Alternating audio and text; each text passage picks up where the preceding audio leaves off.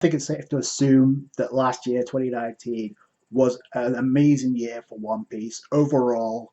And now we're entering 2020, a new decade. And it looks promising already with officially the first chapter, 967 of One Piece, out. That was legendary in itself. And now we have episode 916 of the One Piece anime in the Wano arc.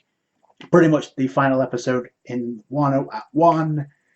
And boy, oh boy, is it going to be hype next week in the next episode. So 2 weeks have gone by since the last episode, obviously due to New Year and the holidays. We didn't get an episode last week, so there was a drought there.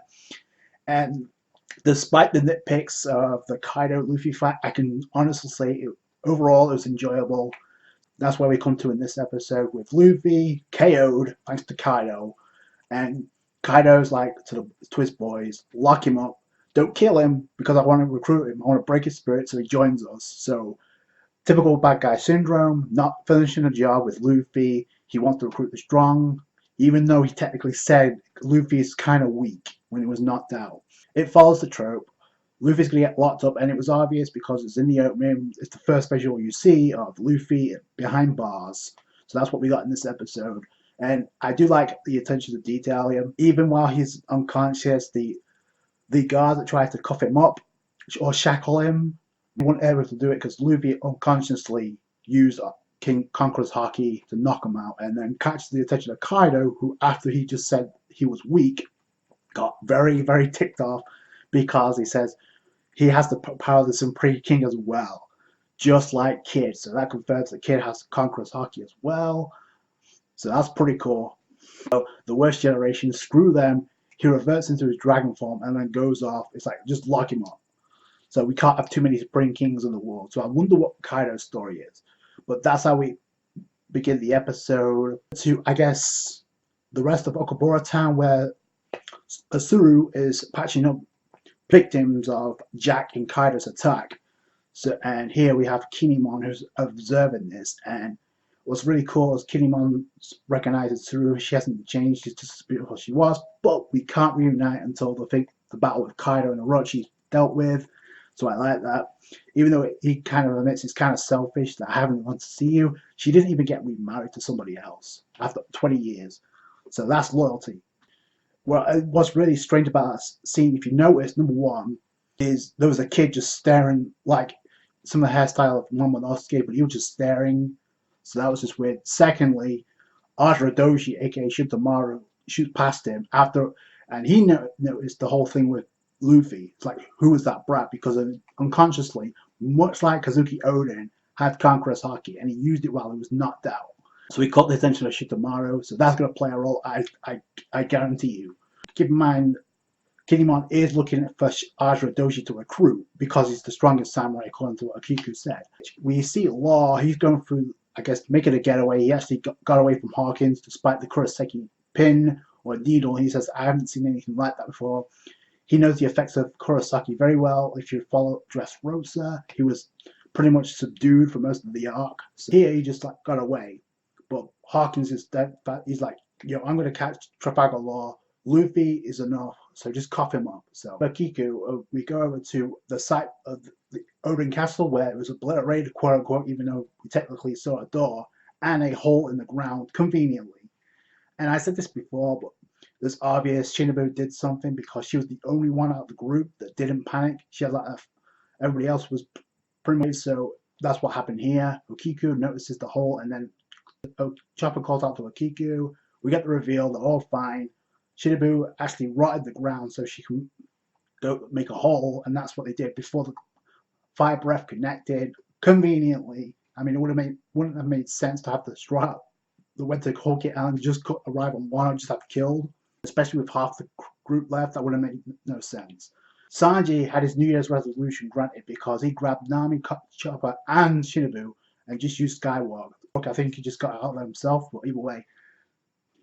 So that was pretty cool for Sanji. He's like, yo, I just saved the ladies. He even posed for it too, so that's pretty cool. Kiko's about to give the rundown what happened to Luffy. They're all fine, but Luffy's not. He's in bad shape right now. Then we go over to a lot happened in this episode, so I like that.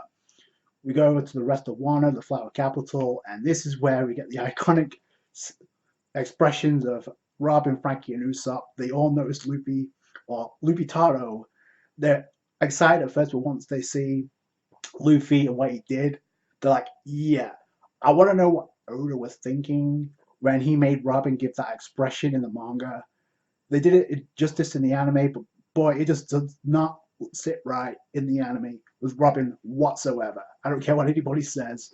I'll never forgive Oda for that. That scene was done justice. And I like how Usopp was the only one who didn't call out Luffy. The moment he saw that, it's like, oh, yeah, this is bad. And then we go over to Zoro, who is on a boat. And if you notice also, Taniyasu, or Yasui, is also there. And we know that's Yasui because we've seen the scans. In fact, it's been leaked out, his visual. He's in the opening already. So that scene for Wano Act 2 is already there. So, and it's already got, his visual designer got released. So he was there. He didn't say much. So we don't get to see hear his voice actor. He's eating wasabi. He spits it out because he can't handle how spicy it is. But then he just notices. Then he gets told about Luffy and his fight with Kaido and Zoro out the group that went to Wano between Frankie, Usopp, and Robin. He was the only one that did get that expression. He kind of did when after the wasabi, after he realized what happened to Luffy. He's like, "What the hell you done?" So, which is ironic considering what Zoro did at the beginning of Wano. So that's how we ended the Wano Act 1. So to Inuyasha and the Musketeers and Wanda, who stumble across Tama, who, I mean, they wouldn't have done that if she was dead, so it's confirmed she was still breathing, so she's going to make a recovery, I'm assuming. Inuyasha being there kind of makes you wonder what happened to Nekomamushi, because the last we saw he was Mako, so he has to make an appearance as well. Outskirts of Bakura Town into Udon, where Luffy's being dragged just by cart alone. His body's on the ground being dragged. He's unconscious, by the way, so he can't feel any of this. But man, it's going to be slave labor from this point on until he busts out of there. He's being dragged in. We actually get we get to see a silhouette of a samurai or a prisoner in Udon prison. So I like we're getting this detail for the first time. So that's pretty cool. Obviously, slave labor. That's what Kaido wants to do. He wants to break him in, torture him so he breaks his spirit, and then recruits him. We have Luffy just arriving. We have this prisoner though. He's in silhouette, but we have more detail on him that the manga ever covered. So I don't know. I don't know what to think of that just yet. But either way, we just saw the eyes, and he got fed some fish, but they clearly said take the bones out because it's obvious he's some part of fisherman. We actually get a shot from behind shot, and if you look closely, it looks like there's a hat on him. And if you remember, there's also a samurai or a scabbard in the flashback went before Lady Toki sent Momonosuke and the samurai 20 years into the future. So I'm pretty sure it's the same one. Plus, they're looking for 3 samurai anyway. Looking for Denjiro Shintamaru, aka Aja Doji, and they're also looking for Kawamatsu. So that would make sense if he was either Denjiro or Kawamatsu. Why he assisted Luffy, I'm assuming, because the moment that somebody was actually taking a swing, Luffy was going to take a swing at Luffy with his sword, and then he spit the fish bones out right in his neck and took one of those guards out. So that was pretty dope. Also, I like how Luffy just glared. He didn't say a word. He's like the prisoners and the guards there all putting him down. It's like, what did you think would happen against Kaido? And he just got this glare like, yeah, do not talk to me right now because you what? So that was Luffy's MO. He didn't say a word, which is cool until the end. Into the prison cell. It's like, oh, we're gonna let you recover, so your time in hell tomorrow begins. So Luffy's slave labor begins, beginning 1 Act 2. Once you know he was not the only one in that prison cell, we in fact find out the kid is also in that cell, and they actually meet for the first time since Salvador Archipelago, because they're like, oh, it's you. And before they were like, you're gonna pay for this, Kaido. So the beginning of the Supernova Alliance begins here, I'm assuming, because Kid's going to be a crucial part in this arc. Especially since we found out he also has Conqueror's Haki, so they wouldn't have put that in there. How Wano Act 1 ends, and I like how they used the song that opened up the act and how they closed it with the geisha playing the guitar, although technically we know who that geisha is, but I like how that's the way they closed the episode, and I like how the continue screen dropped down like it was ending the really what set this arc apart in the anime. It's the attention to detail more than anything else. That's how we end Wano Act 1 with Luffy and Kid in the same prison cell, so shit's about to go down big time. And if you notice the preview, oh boy, it's not So we're going into the world border aspect before we go into Wano Act 2. If you saw the preview, you kind of already know what's about to go down. We've got Steve Moria, he's going to make an appearance. And if you notice, there was also a leaked visual of the Blackbeard Pirates, so of Shiryu and company. And we also have Yasui, like I mentioned, he was leaked out, as well as Kirishiro and Komurasaki. They're all going to be playing a vital role before and during Wano Act 2, so I can't wait to see that.